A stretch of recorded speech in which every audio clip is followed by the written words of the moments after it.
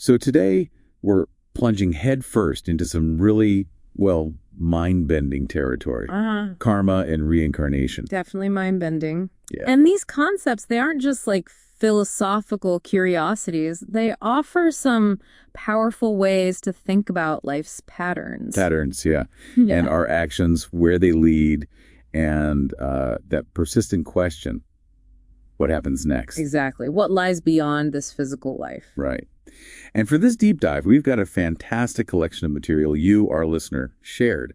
We're digging into Paramahansa Yogananda's wisdom. His teachings are central here. And comparing it with insights from Hinduism, Buddhism, Jainism, even looking at what the ancient Egyptians and Greeks thought. It's a wide net. Yep. And we'll also touch on some modern science and psychology angles. Fascinating stuff, though maybe not definitive. For sure.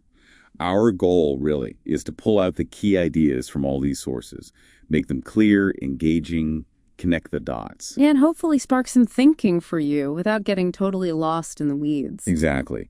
Think of us as your guides through this pretty complex landscape. I'm here with a curiosity, maybe asking the, wait, what? Questions? And I'll try to offer some analysis, help connect those bigger picture ideas. Okay, let's get into it. Karma and reincarnation.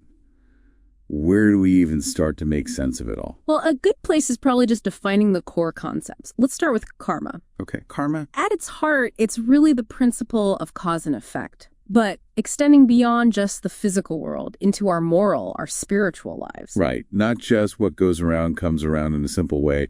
Yogananda said it was like, as you sow, so shall you reap. Exactly. And also, every action, every thought reaps its own corresponding rewards. That's key thoughts, too. So it's like the universe has this built-in accountability for everything, even thinking. Precisely. And it's important to get this. Yogananda saw it not as some external judge handing out sentences. Not punishment. No, more like a self-operating mechanism. Think of it like nature always seeking balance, universal equilibrium. But that's a helpful way to look at it. Impersonal, like physics, but for, well, actions and thoughts. You got it. Yeah. And that ties into Yogananda's idea that thoughts are things. He saw the universe itself as consciousness. Right. So our inner world, our intentions, they have real power. Immense power. If consciousness is fundamental, then our thoughts, directed by willpower, actually channel energy. And that energy can shape matter, shape our experience, shape our karma. Wow. Okay. So for you listening, if you want to grasp things quickly, understanding this power of intention is pretty fundamental. Absolutely. All right. So karma, this intricate web, cause and effect, consciousness, thought. Now, reincarnation. What's the quick version of that? Reincarnation, simply put, is the soul being reborn into new physical bodies after death. And according to Yogananda, it's not random. It's a purposeful journey, an evolution for the soul. Like going back to school. I think he mentioned needing more lifetimes of schooling. Exactly that. To really grasp our innate immortality, as he put it, we need these experiences to learn, to shed illusions. So it reframes mortality completely. It's a cycle for growth. Yes. A way to overcome imperfections and ultimately return to the divine source. And crucially, Yogananda saw this as divine compassion. Compassion. That's unexpected. Often it sounds like being trapped. He really pushed back against eternal damnation. He argued, a finite cause cannot have an infinite effect. Makes sense, right? Yeah, logically. He used the prodigal son story, a loving divine, patiently waiting for the soul to come home. So reincarnation isn't punishment, it's opportunity, repeated chances. That totally shifts the feeling. Not trapped, but given chances to learn, to evolve. Okay, foundational ideas down. Let's go deeper into Yogananda. How does karma actually work day to day? Yogananda described it as operating with almost, mathematical precision. Yeah, this underlying cosmic harmony, it helps explain the inequalities we see, why things seem unfair sometimes. So it's not random unfairness. It's cosmic accounting. Sort of. If our actions disrupt that harmony, consequences follow naturally. Like touching fire, you get burned. If the fire isn't angry, it's just fire. Okay, makes sense. Yeah. So disparities reflect past actions, part of this bigger balance. And he talked about self-punishment, self-reward. How's that work? He said, we punish ourselves by our own evil actions and reward ourselves by our own good deeds. Suffering isn't imposed from outside. It comes from us. From our own ignorance, misusing free will, breaking those universal laws.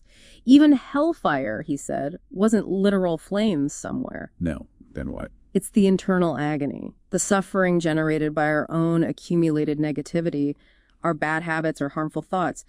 That internal state. The turmoil we carry inside. That is a kind of hell. And we carry it with us, even into the astral world after death, he believed. Okay. Now, we touched on thoughts being powerful. How does that link to shaping our karma? Can we change it? This is where thoughts are things is huge. Yogananda believed the universe is conscious energy. Our willpower directs that energy. So we're not just passive victims of fate. Not at all. We actively shape our karma through our thoughts, our intentions, the direction of our will. Our mental state is constantly creating ripples. And he said we can undo past negative karma. That sounds huge. Yeah. Empowering. Absolutely. He said whatever we did in the past, we can undo. The key is right determination, born from inner freedom. So we have agency. We're not stuck. We can redirect, create new patterns. Exactly. It's not a fixed sentence. That's a major takeaway. Okay, what about suffering then? Why does it happen? How do free will and divine justice fit? Well, according to Yogananda, suffering comes from ignorance, from misusing our free will, not from an angry God. God's not punishing us. No, God's essence is love, always drawing us towards bliss. Our true nature, our soul is perfect, made in God's image. It's just hidden. Hidden by what? By delusion, ignorance. He called sin merely a crust which hides the perfect soul. It's temporary. So suffering is like feedback, a sign we've strayed from our true nature. Kind of like a course correction, yeah. And he used metaphors, didn't he? Life as a game or a movie. Right, to encourage detachment. Exactly. Watch the drama, learn the lessons, but don't get totally consumed by it. Recognize the learning opportunities. He also used a checkerboard analogy. For the ups and downs. Yeah, the inevitable changes, joys and sorrows. It's all part of the great game. So instead of blaming things outside, look inward. Acknowledge our role. Yogananda felt blaming others or circumstances was just the ego-dodging responsibility. Wow, so everything in our lives, even the tough stuff, ultimately stems from our choices, this life or past ones. Understanding that gives us the power to change course. Okay, taking charge. Got it. Now, how did he differentiate good and evil karma? What are the results? Good karma, he said, brings inner joy, better circumstances. It lets us experience the dream of life positively, and eventually it inspires us to want out of the dream. Out of the cycle, towards liberation. Right. It clarifies the mind, encourages spiritual seeking. Evil karma, on the other hand. Suffering. Yeah, suffering, misfortune, mental darkness. It keeps us stuck in the dreaming process. It creates those misery-making tendencies, those inner hellfires. The internal state, again, not literal fire, but our own negativity burning us up inside. Exactly. Direct result of our actions and thoughts. But importantly, he stressed it's temporary. Temporary. Yes. The soul's divine nature can't be permanently damaged by sin. That's a really hopeful view, very different from eternal damnation. That is a key difference. Okay, so karma's the system, reincarnation's the journey within it. Let's dive deeper into reincarnation itself in Yogananda's view. What's the main purpose? How does it work? For Yogananda, reincarnation was absolutely fundamental. Without it, he felt spiritual evolution just didn't make sense. Why? Its purpose is to give the soul repeated chances, opportunities to overcome imperfections, the illusion of being just this body, and return to God. So, multiple tries to shed limitations. He mentioned needing new bodies because of imperfect material attachments.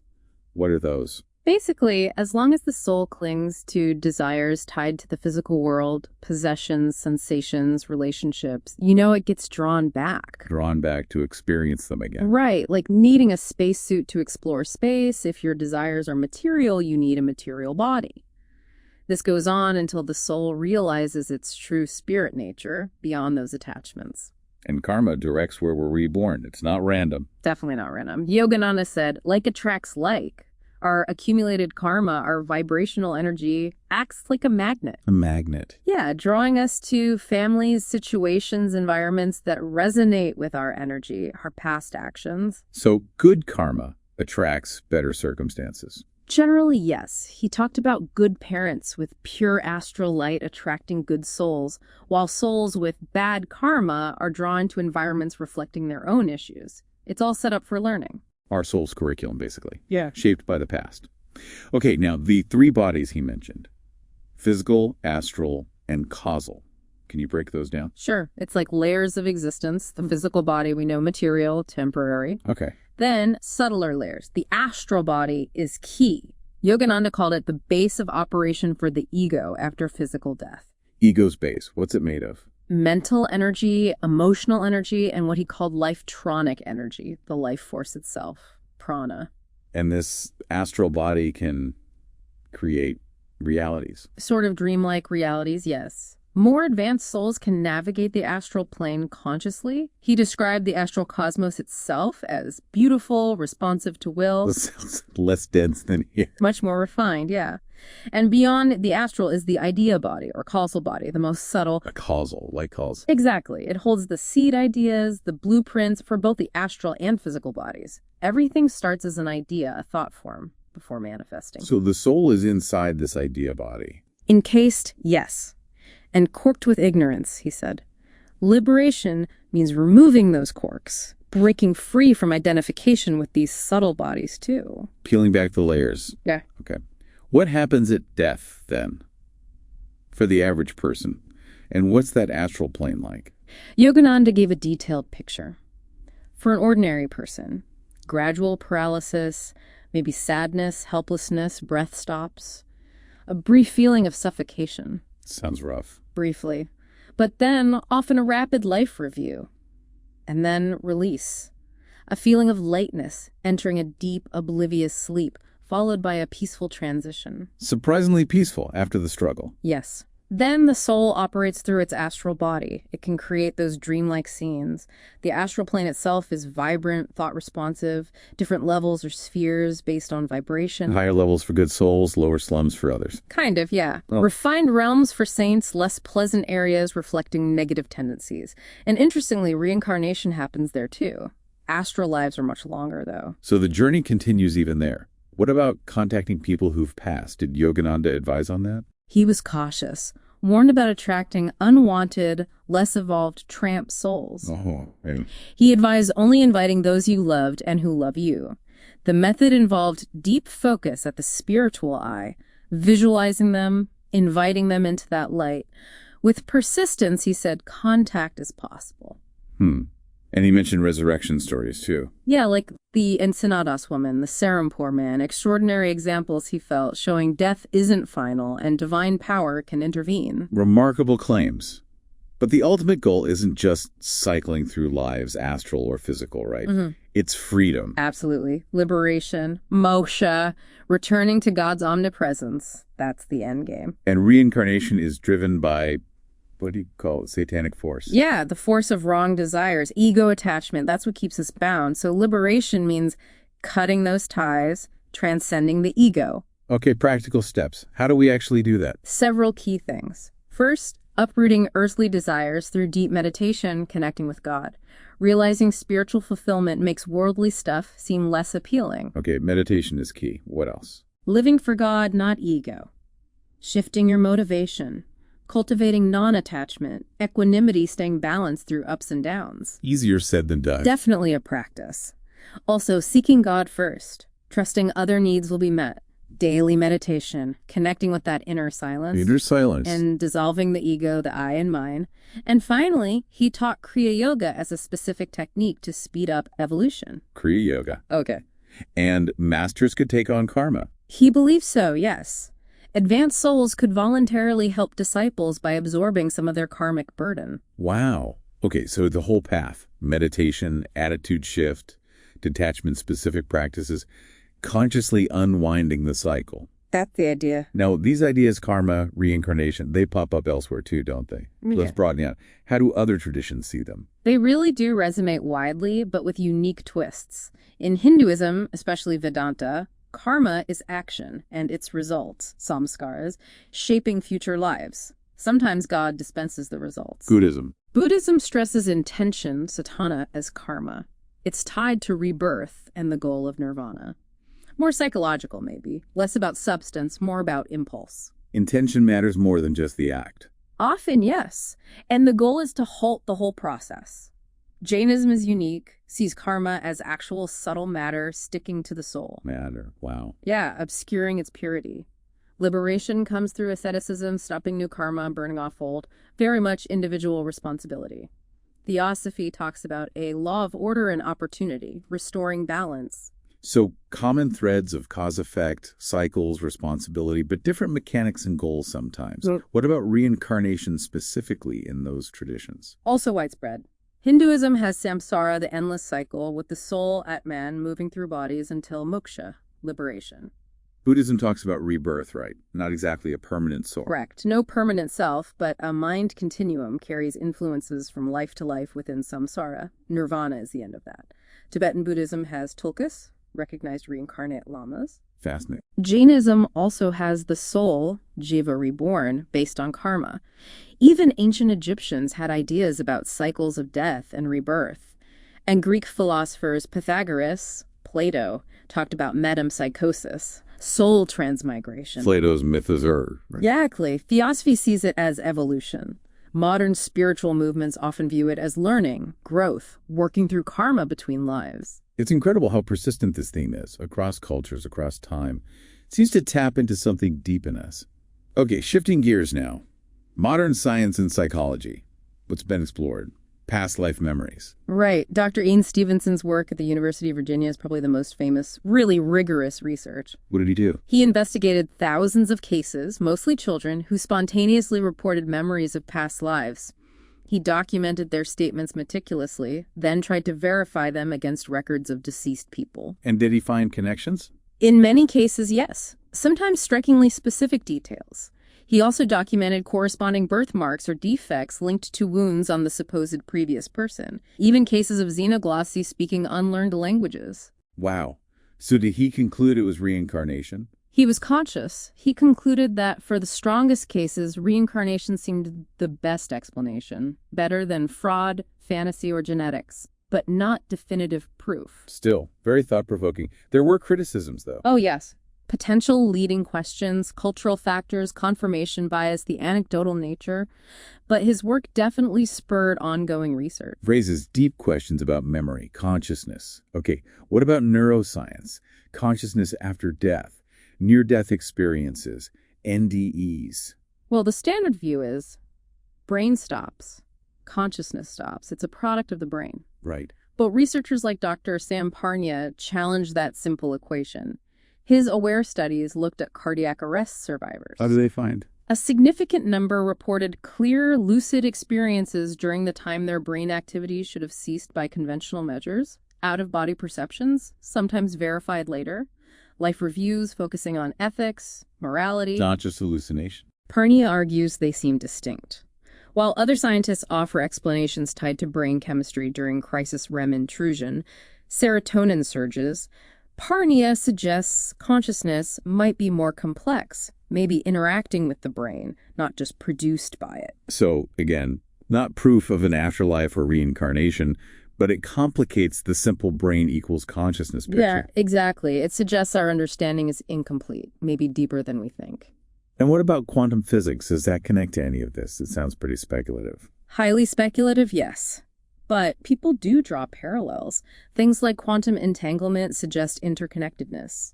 Some models, like Penrose-Hameroff, propose consciousness has quantum roots in the brain. Quantum consciousness. Yeah, potentially non-local properties. Then there are even quantum reincarnation theories. Maybe some quantum part of us persists and transfers, though usually without memory. Like the Buddhist mind continuum idea, maybe? Yeah. A causal link, but not a fixed self? Some see parallels there, yes. But it's crucial to say, there's no current scientific evidence backing these quantum explanations for reincarnation in the way spiritual traditions describe it. Right. It's more philosophical or metaphorical connections at this point. Very much so. An area of inquiry, but far from established science. Okay. It definitely blurs lines, though. So wrapping up this deep dive, wow, we covered a lot. What are the main takeaways from exploring karma and reincarnation? Well, we've seen karma as this fundamental cause and effect law deeply tied to our thoughts and intentions, not just actions, a key theme in Yogananda. Right. And reincarnation for him is this compassionate journey of soul evolution. Mm-hmm. We saw how these ideas echo but also differ across Hinduism, Buddhism, Jainism, and other traditions, shared roots, unique branches. And the science. It raises fascinating questions, doesn't it? NDEs, Stevenson's work. Yeah. Even if it's not proof, it makes you think. It certainly pushes the boundaries of our standard materialist worldview. It suggests there might be more to consciousness and reality. Yeah. And for you, listening, we hope this dive gave you some clarity, maybe some of those aha moments, whether you fully buy into karma and reincarnation or not. Understanding the concepts offers a framework, right, for thinking about personal responsibility, meaning life's ups and downs. Definitely gives you a wider lens. It connects choices to consequences, encourages purpose. Indeed. A sense of interconnectedness, maybe. So here's a final thought to chew on. If our thoughts really do shape our reality, even a little, what kind of universe are you busy creating right now? And if this life is just one chapter in a much longer story, how does that change the way you might choose to live this one? Deep questions to ponder. For sure. Thanks for taking this deep dive with us.